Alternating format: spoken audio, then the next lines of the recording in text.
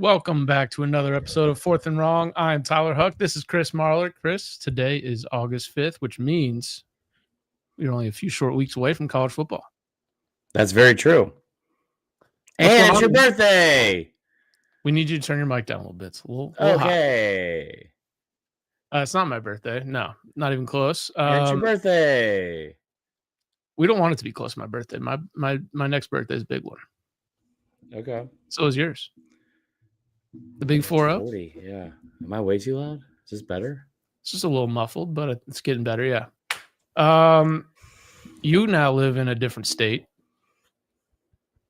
You repping the Louisiana hat there? Is that a little LSU colors? Little gold and purple?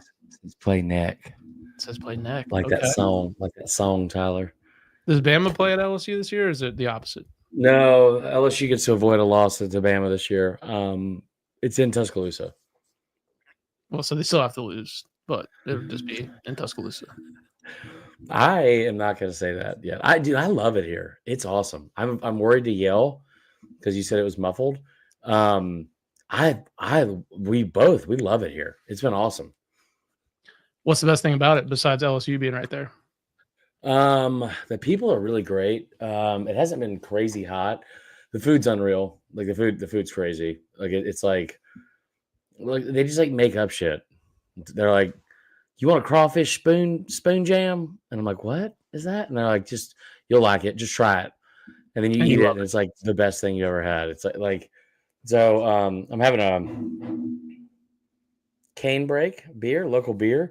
No, man, everyone's nice. The house is awesome. It's like I don't care how this sounds, but like I lived in Atlanta for a long time, but we lived like you lived in Alpharetta for a while, like, which is beautiful. We were in downtown Atlanta. There's not been one fucking homeless person come out here and screaming at Pepper, screaming at me. Like there hasn't been any, it doesn't smell like weed.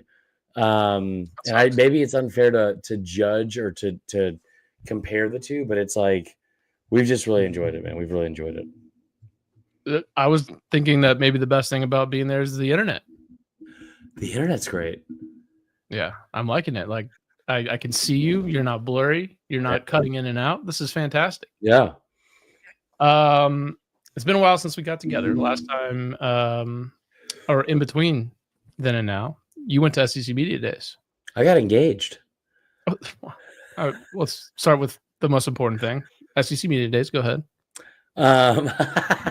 Congratulations. Dude, I appreciate it, brother. Got engaged. Allie, hold on.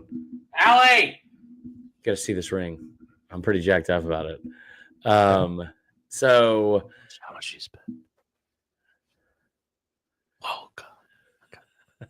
$6, dude. It's a lot. Dude, it was funny too because I had a whole meltdown about it because I was like, oh, this motherfucker. Bryce Kuhn ripped me to shreds today at LSU practice because I didn't know that I was the oldest one there. He's like 28. Everyone's like, how old are you? Like 32? I'm like, I'll take that. No. Anyway, so we did that. Then we moved 2 days later, and it's been a whirlwind. We wanted to do this last week. I lost my voice for some reason, which was super weird. It still sounds a little hoarse.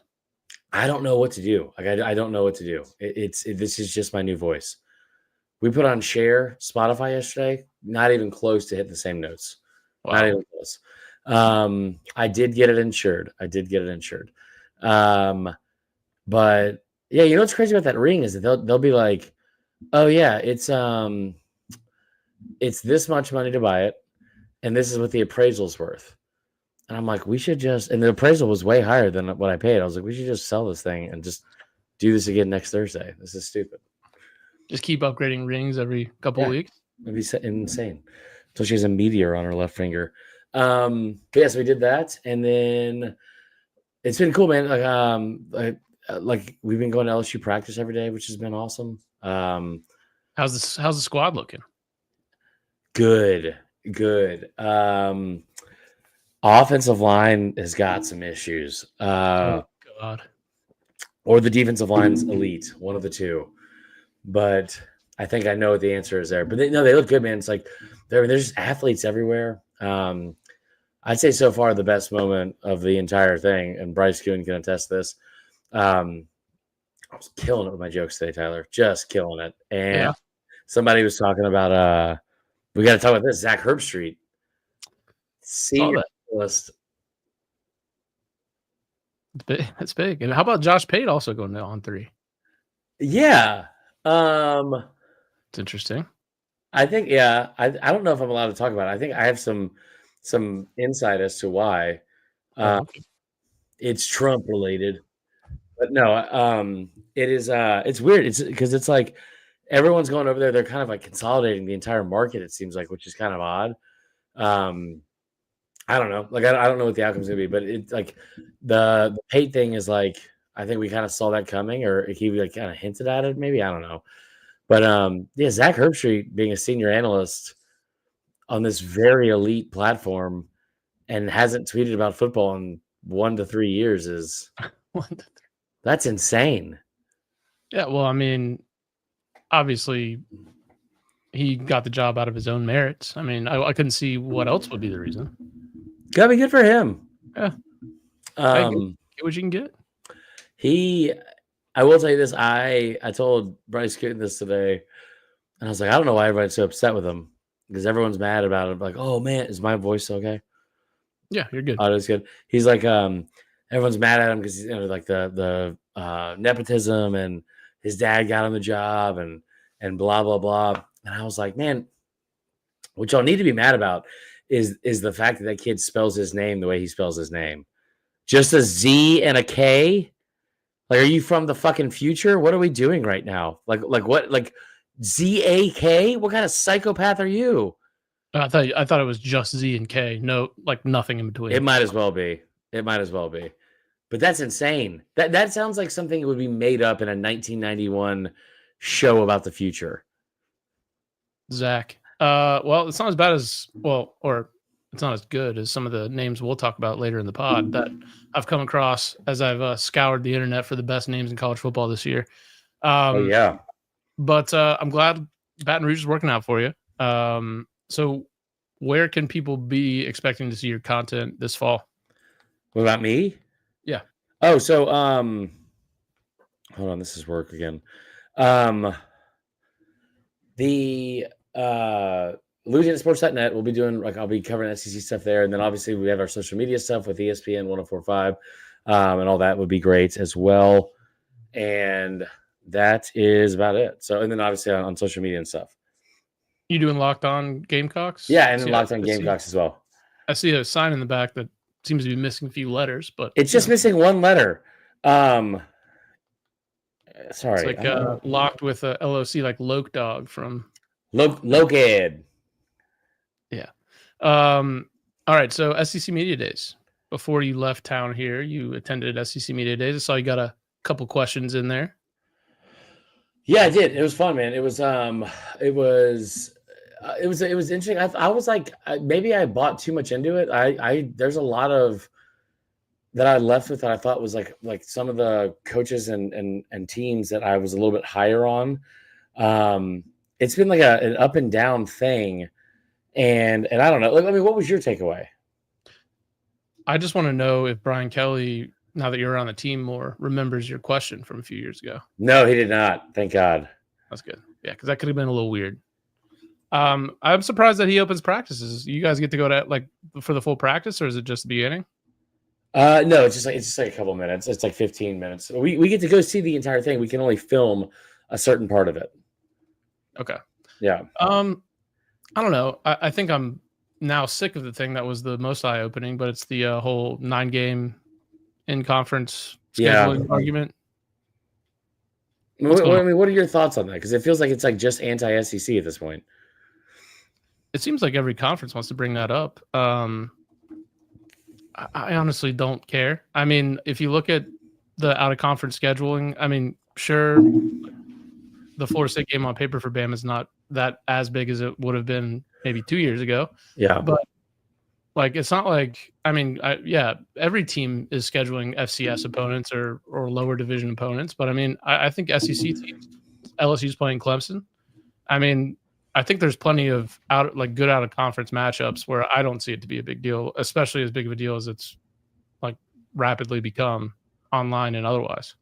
Yeah, what I don't understand is that like if like, I mean, I got into several arguments about this with Indiana where it's like, dude, or Indiana fans where it's like the Kirk Cignetti comment, I thought it set me off because it was like it just was so stupid. Like it was, and it's so easily arguable. It's like you have gone into the season, you paid $500,000 to get out of a game with Virginia, and you're pissed that like the SEC is not playing a ninth game. What I don't understand is when did all of a sudden this ninth conference game become this like trump card or like Uno reverse that's like this like all empowering game. It's like, oh my God, you played a ninth conference game? And then you look at like whatever metric you want to go by, strength of schedule on any platform. PFF did their easiest schedules of the year, and it's like littered with teams, including Indiana, that have 9 games on it. And it's like, if that ninth game is against a dog shit team, and the rest of your non-cons are terrible, I don't understand the argument. And what's happened is that they've just moved the goalposts on every single part of it. Well, it's like, well, it's not just the ninth game; it's that you also play an FCS team in late November, and it's like, right, but like if you're looking at your teams, and I did all the math on this and all the numbers, like if you have like Michigan in 2020. Oh no, your microphone went out, and so did your light.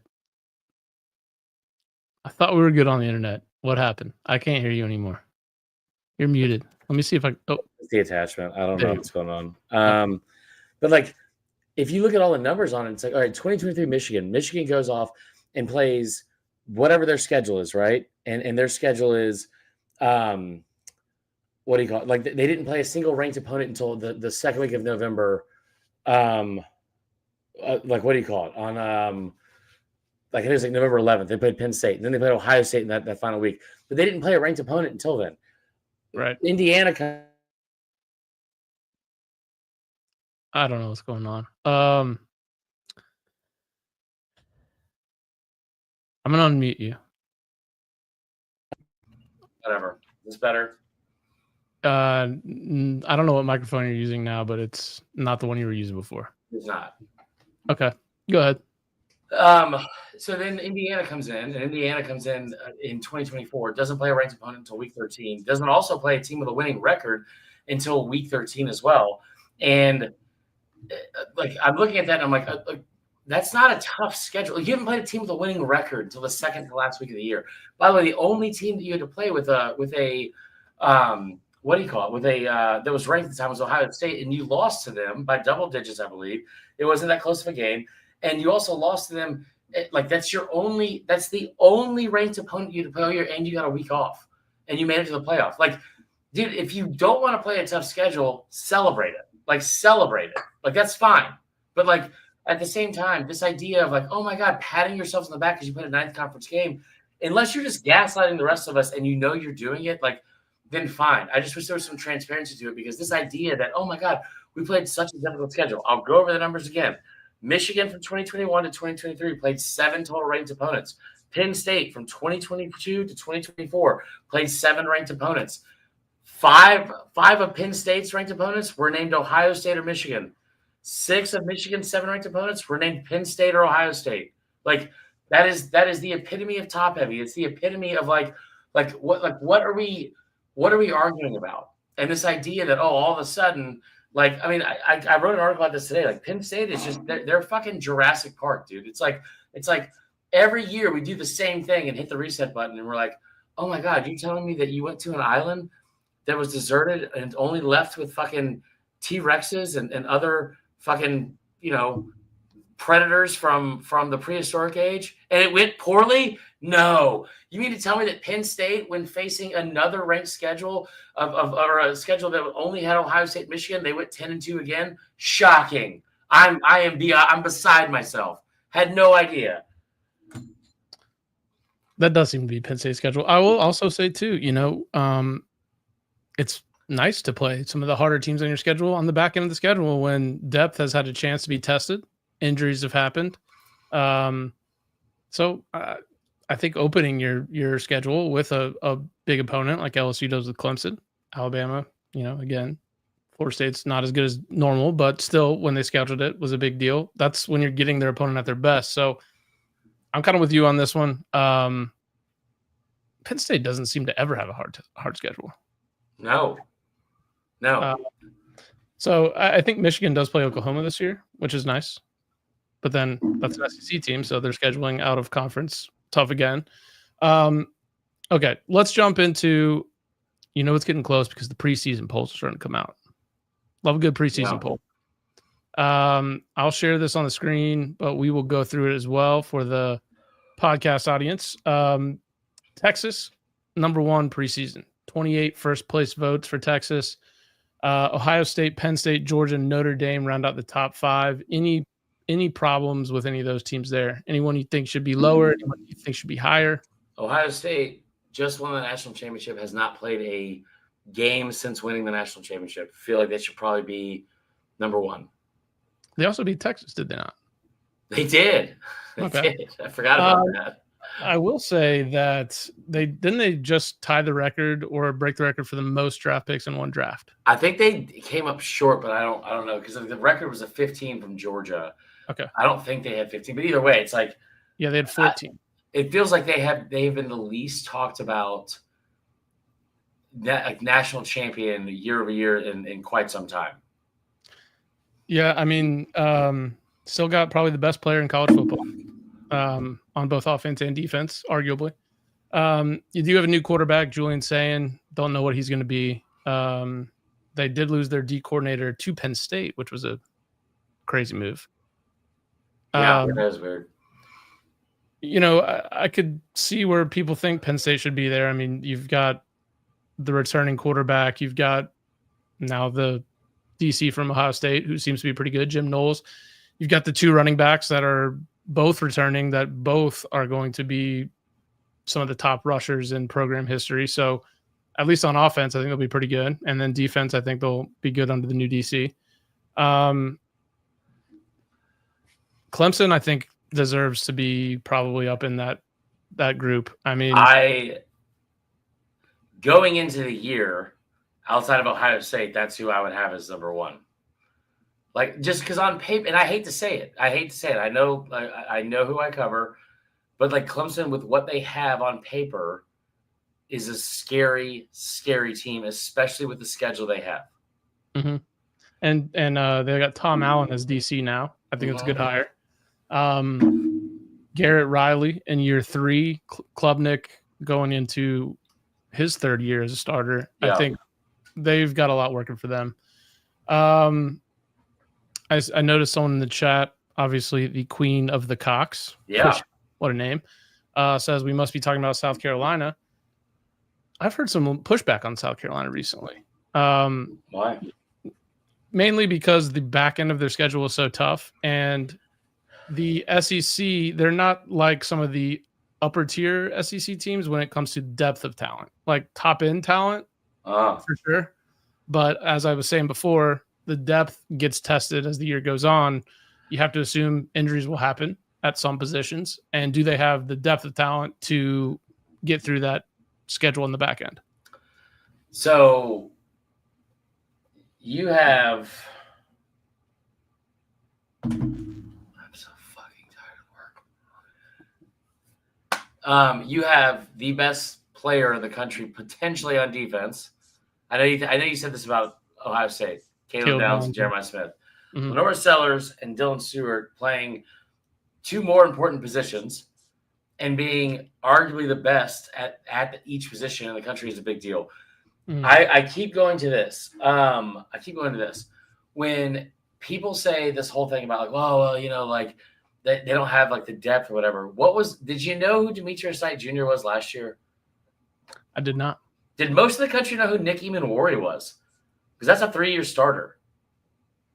No, I don't think South Carolina gets covered like that. So yeah, so I think that, like, I remember Chris Doring telling me this a while back, and it was about Florida. I've used this example a bunch, which is if you are telling me that you don't believe because, well, they don't have the players, it's like, but you didn't know who the players were last year.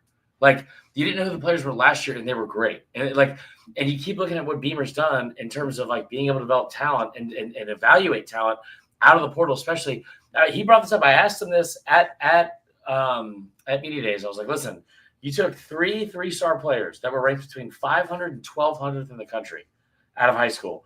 You took one of them as like a kid from Irmo that came and played. What do you call it? Like directly for the school, then you took 2 out of the portal. You turned them into top 50 overall, or like, I'm sorry, you took 2 of them, and then they came in and enrolled at South Carolina, TJ Sanders, and then and Eamon Warren, and then you took Demetrius Knight Jr. out of the portal and turned them in, all 3 of them, into top 50 picks. So you had 3 stars, you turned into 3 top 50 overall picks. Like, at what point do you start getting the benefit of the doubt? Like we do this with Kirby, we do it with I do it with Kirby. We did it with Saban, where it's like, oh my God, Kirby took a 3-star. Must be something we don't know. Like, what did we not see when evaluating his talent? Like, Kirby must know something. Like, I'm not saying that he deserves that level of benefit of the doubt, but I will say that, like, dude, you're talking about having a over and over and over again, Kyle Kennard. People didn't know who Kyle Kennard was. Demetrius Knight Jr. Demetrius Knight Jr. was told by his coaches to Beamer, he's not good enough to play at your school. Like, while they were trying to take him off their hands. And it's like, I think that the depth thing is whatever. And then the other part with the schedule, man, the schedule is the schedule. And I get fired up on the South Carolina part of it, because it's like, dude, South Carolina, the schedule, they don't have Georgia on that schedule anymore. I know they still have Clemson. They get Bama at home. They got to go to LSU. But what is the difference between this year's schedule versus last year's? Like what is, like, when they caught fire at the end of last season, it wasn't because they were playing nobody. They played 4 ranked opponents in their last 6 games. They went on the road and beat Clemson. They beat the fucking brakes off of Texas A&M. We'll laugh at this at some point, but like, Vandy, after beating Bama and then barely losing to Texas, was a top 25 team, and South Carolina boat raced them. Like, so what is also Oklahoma is with 40 something new players is all of a sudden going to be great because they have John Mateer and a new OC. Like, you get them at home. So I just get confused as to why we get so, and I am being biased about it and getting, like, probably caught up in my feels a little bit about it, because it's like, it seems so stupid, because it's like, it's the same. What's really happening is, if you're looking at that schedule, you're thinking, well, Oklahoma's going to be better, A&M's going to be better, Alabama's going to be better, so-and-so's going to be better, and South Carolina is going to be the same or worse. And it's like, they beat those teams last year. Like, they beat Clemson on the road at Clemson. That they did. Okay, tell me, do you know much about what's going on with DJ Lagway at Florida? No. Okay. I do not. That's an interesting thing to watch, because I'm not even sure who their backup is. And if he's out, that could be troublesome for Mr. Napier. Just because of that, again, talk about the schedule. Again, this year they've got a tough one. So I think that's something to watch. I think the health and just overall Carson Beck in general. I know a lot of Georgia fans got frustrated with him at times. Yeah. Let's not forget he had like Tommy John surgery, essentially, right? Yeah, kind of. And then, obviously the Cavender twin broke up with him. How does that affect him? So that should be interesting to watch for Miami. Indiana's in there, so we'll see. How are we feeling about Alabama and their quarterback situation? I think they're gonna be good, man. But they are kind of a crapshoot, because it's like, I would probably, excuse me, I would want to. Part of me would think LSU should be ahead of Alabama because of the talent they brought in.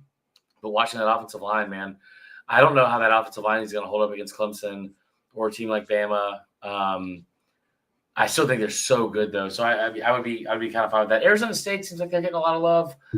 In general, I do think Bama's quarterback should be, better for what they're trying to do this year. Like, I think that what Ryan Grubb in that offense is going to try to do is going to be stuff that Jalen Milroe was not able to do. And that's not any shade at Jalen Milroe, because I love Jalen Milroe, but like the timing patterns, the intermediate routes, like getting a bunch of guys able to like be cohesive in that unit and not just have him scramble around and find something that's open, or just connect on a long ball. I think they're going to be better at that. Ryan Williams no longer going to be 17. He's 18. You got to wonder if all his magic powers went away.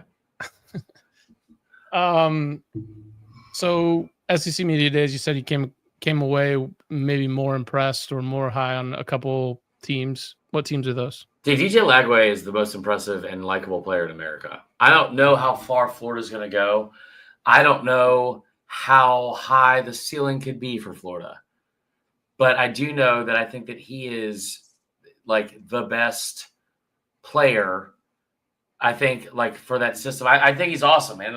Listen, I know I had the whole run-in with their Twitter and all that kind of shit, but like the whole point of what I was saying was I think we're ahead of our skis saying he's a top 5 player. Because my main question is this, man. How good does he have to be to get to the playoff, Tyler? Because like I don't know if with what they have around him, if how good that is that far off from being 8-4. Like I think it's the schedule is very difficult. It was very difficult last year. That's why they went 7-5. Like there weren't a ton of games on that schedule last year. They lost, and you were like, oh man, if the ball would have bounced this way, they would like maybe Tennessee. Mm-hmm. But they got blown out by Miami, blown out by A&M. Like the Georgia game, sure, maybe if he stays in, you like your chances better, but it's still Georgia. Mm-hmm. And I don't know how like he could be the best player in the country. I don't know what that means. I don't know what that means for their overall win total.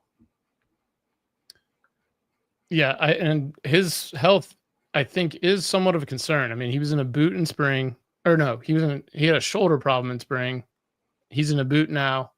I'm sure they're being very coy about what his injury is to his foot, but those are 2 injuries that can be recurring. So that's just something to watch because, again, I'm sure I could go look it up right now, but I'm not quite sure who their backup is. But I think there was like a transfer from Yale last year. So I don't think it's him anymore. I think they got that Harrison Bailey kid from Tennessee. Yeah, I'm sure his school will work out. I mean, but I also say this: like the arm thing is a concern because it's an arm and it's his throwing shoulder, I believe. But the calf strain, like to go from he had an arm injury or shoulder injury to he had a calf strain, and to think that he's somehow injury prone, I thought was a massive overreaction and leap from a lot of people. I thought that was kind of crazy. Here's a good question, though, in the comments. You want to read it? Can you explain why having back-to-back similar seasons, both still losing similar key players and both having top 7 classes in the portal, Ole Miss is ranked top 15 and Mizzou is unranked? I think this is a perfect example of the media kind of doing their own bullshit where it's like, well, you know what? This is what we always default to. So this has got to be right. Like, and listen, Ole Miss may very well be very good, but I tell you what, I know that Ole Miss lost Jackson Dart. I know they lost all the players they bought from the portal on defense, and I also know the fact that they lost whoever else from the receiver position as well. So like you have a lot to replace there. I'm not worried about Austin Simmons. I think Austin Simmons, any quarterback in a Lane Kiffin system, I brought this stat up before, in 8 of the last 11 years has had at least 30 touchdowns and or 3,000 yards passing. If he could do it with Jake Coker, I feel like you could probably get some guys in there that are even more talented and put those kind of numbers. But like Ole Miss doesn't have the most difficult schedule, but they still got to play South Carolina. They still got to play LSU. They get those 2 games at home, but they got to go on the road and play Georgia. This shouldn't be a tough game, but they got to go play at Kentucky, but they lost to Kentucky last year. So, like, there's not like they avoid Texas, they avoid Texas A&M, they avoid Alabama. But, like, as easy as that schedule sounds, Mizzou doesn't leave home in their first 6 games. And like, the pieces that Mizzou brought in are just as good, if not better, than I think LSU. Or I'm sorry, than Ole Miss. Like I don't know what that quarterback's going to look like. I do know that Mizzou has had a top 4 rusher in rushing yards in the SEC in 4 of the last 5 years, right? Like ever since Drake's been there.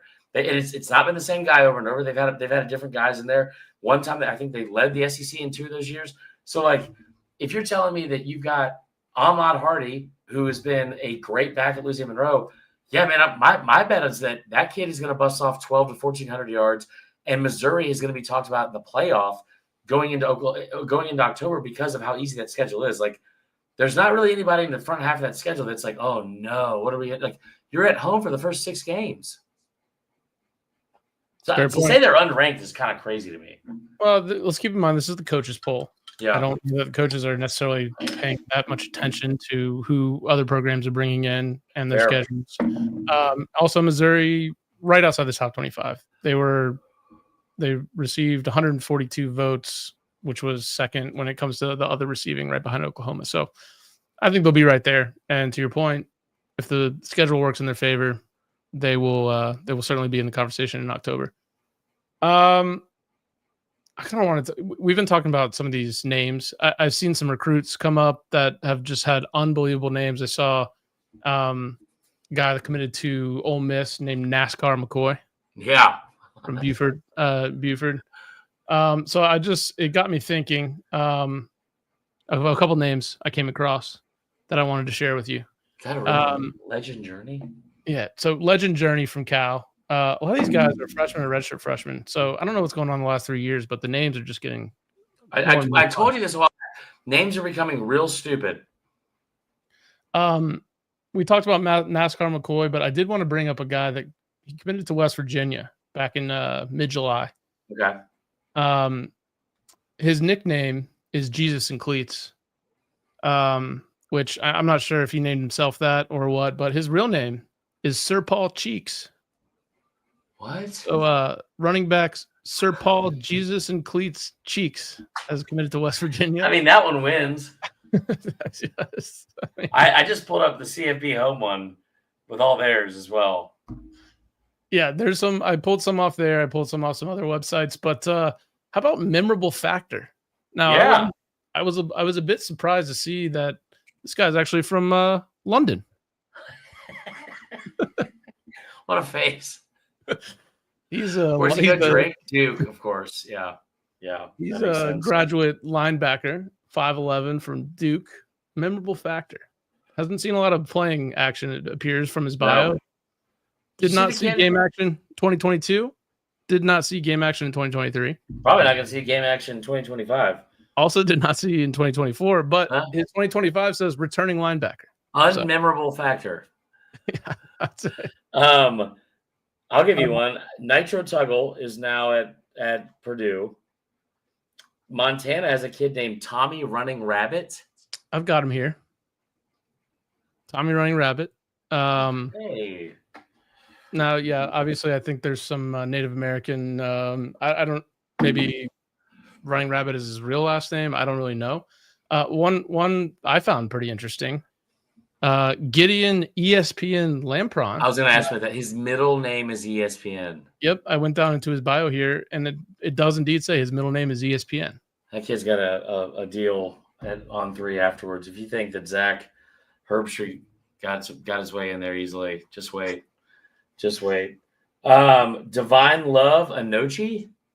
Yeah, I love Divine Love. Great player for the Mean Green out there in North Texas. How about DeRealist Clark? You know what sucks about this is that is the whitest name you could be DeRealist of. Like that, if you would have said DeRealist Greg with 3 G's, or like DeRealist Jeff with a G, like that's the only way that could be whiter. Everyone's crowd favorite here for Colorado State, Rocky Beers. Yeah, I like that. Great. I mean, I think he just needs to go full Fu Manchu at that point. Just get whatever's in that chin off there, and you just got to go full Fu Manchu. One of my personal favorites here, Big Al Oliver. From I guess I'm gonna own a moving company one day. Kind of reminds me of South Park, Big Gay Al. I wouldn't say this to this man, this 6'5", 310-pound freshman at App State, but Big Al. Yeah, that is, I guess, his real name. So that's a good Al Oliver.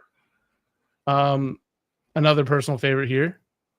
Yeah, King Large, SMU. O lineman, 6'4", 316. He is quite large. Yeah, I was surprised he went to SMU. St. John Bosco out of California. That's a big Powerhouse. school. And then I saved this guy, Central Arkansas's dude person. That's which not real. I thought that wasn't real. I went and looked it up because I was like, there's no way that there's a guy named Dude Person. Where does he go? Does he go? He's a Central Arkansas. Central Arkansas. I don't know what they are. The Bears, it appears. Can we go through some of these other ones though? Please. Sultan Badmus from Temple. Sultan. Okay. I like Sultan. Karate Brinson from Wake Forest. Karate. Dazzlin Worsham. I cannot remember where he's from. I don't recognize this logo, but I remember him coming out of high school. Rhino Tapa Atouiti. I don't know. Rhino. King Triton Samuela. He's from Georgia Southern.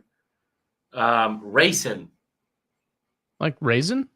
No, like racing, like rubbing his racing. Oh, racing. Okay. All right. Fast. Atticus Sappington, the kicker from Oregon, is the whitest. That kid needs to have dreadlocks. That kid, like that. It sounds like that kid's umbilical cord was a white dreadlock. Atticus Sappington. Sirius Stinyard, D. Hopkins from Georgia State. I like that one a lot. Sanford has a Gumbo Gaskins. Oh, he needs to transfer to Louisiana Lafayette immediately. Washington has Ephesians Prysock. Oh. And then my personal favorite from Mississippi State, Fat Forest. And the fat has two T's. As it were, yes. Yeah. I like this guy from Army, God's Power. I'm not going to try the last name, but God's Power. He's a quarterback. So, I like that a lot. Should be a fun year. Like I said, we're in August. We've got preview season coming. So I don't know if we're going to do what we normally do, which is go conference by conference, but I think we should. I don't know. There's someone in the chat that has put in a name here. Embryo Snakeskin. I don't think that ain't real. That's not real. Oh. Wait, what? I don't know. Embryo Snakeskin. If someone can prove that that's real, that might win. Yeah. But Snakeskin as a last name, I don't know. Yeah. All right. What is on the docket for you until we meet next? Are you just out at LSU practices? Not until Friday, but I am going to take this time. I'm going to record for Locked On, and I'm going to get ahead of some other stuff. It's just been a whirlwind, man. Oh, instead of stopping, send us your best names. Send us your best names. That'd be good. As we close, some names in the chat. It's just been a whirlwind, man. It's just been like moving and then getting here and then like trying to get set up and all that kind of stuff. It's just been a lot. So that is about it. I want to get your thoughts real quick before we leave on the announcement that Barstool is joining up on Fox, and Portnoy is going to be on the Big Noon desk with like Urban Meyer and all those guys. What do you think about that? I actually thought it was a pretty unique and good move for them. I guess I think that the thing that I would like I don't think they're going to be taken seriously. I think you'll be taken less seriously because it's like, but I don't know if they care anymore. Like I don't know. There's so much stuff you see with social media all the time. It's like you don't have to have factual information to be relevant. Like I hate to say this, but like I mean I would watch him because he's entertaining, all that kind of stuff, and I'm sure he'll like be up to date on the gambling side of stuff. But like I don't know what he adds to the show. Is he supposed to be McAfee? That's the thing is like ESPN kind of went the way of like McAfee. Nobody really takes him seriously. No, but I think that he also played in the NFL, so it's like I get that part of it. I think the stuff with Portnoy, it's like I don't think he'll mail anything in. I think he'll be a good addition from like a working standpoint. I think that somebody like T-Bob would have been better because I think T-Bob has like genuine opinions and knows the game well. And it's just surprising to me that like that they're moving in that direction. But I don't know. It'll be interesting to see. It'll be interesting to see. It's like I think the biggest thing I have an issue with the Fox is that, like, bro, the first game of the year is the biggest game since, when they played Bama Florida State, which is 1-3 in 2017. It was the highest week one matchup in the history of the sport, and it was like this massive, massive deal. Well, now you've got Texas and Ohio State being 1-2, and that's a really big deal. And you're doing it at noon. You're doing it at 11 a.m. in Central Time. You're doing it at 9. Like, people on the West Coast are going to be at 9 a.m. to see that. Like, that just kind of sucks. Yeah. I do kind of like that we're getting bigger games at noon, though, because it just starts off the day really, really good. And I mean, I don't know, now that I'm getting older, these 8 p.m. games, Chris. I'm tired now. It's 7:45 over here. All right. Well, we appreciate you guys tuning in. That will be the end of the show here. We will be back with some previews of conferences and the season, and we'll make our picks and predictions. Chris, thank you for your time, sir. Yes, sir. It's been real. We'll see you guys soon.